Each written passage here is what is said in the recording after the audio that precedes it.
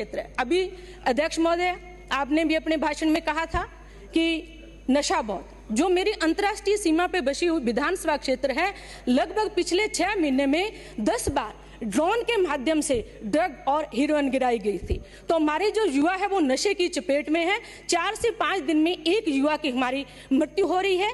तो मैं सरकार से निवेदन करती हूँ कि आप विशेष टास्क फोर्स बना के जहाँ इस पे निगरानी कीजिए और अनूपगढ़ के अंदर आप छोटे छोटे उद्योग धंधे स्थापित करके वहाँ की जनता को, वहाँ के युवाओं को रोजगार दीजिए। नहीं तो सर, जैसे हम उड़ता पंजाब की बात करते थे, वैसा उड़ता अनूपगढ़ बनने में कोई दो राय नहीं है।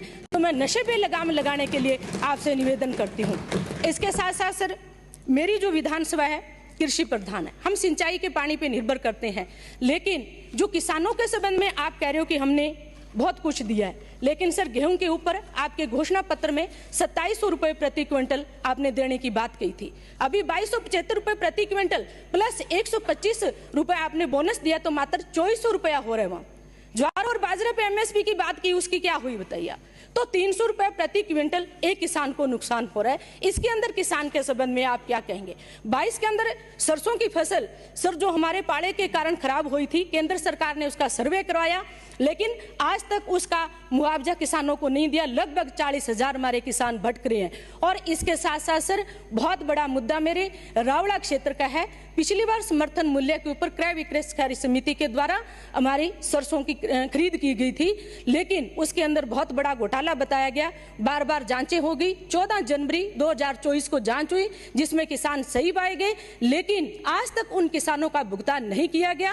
क्या सरकार राजफेड और क्रय विक्रय सहकारी समिति के अंदर जो कर्मचारी थे, जो दोषी कर्मचारी थे, उनके खिलाफ क्या आप लोग कार्रवाई करोगे। इसके साथ साथ सर, लाइट ऊर्जा के संबंध में बात की। 8-8, 10-10 घंटे लाइट नहीं आती है सर, लेकिन मेरा मानना है कि मेरे विधानसभा क्षेत्र में लगभग 459 ढाणियां आज भी लाइट से वंचित है।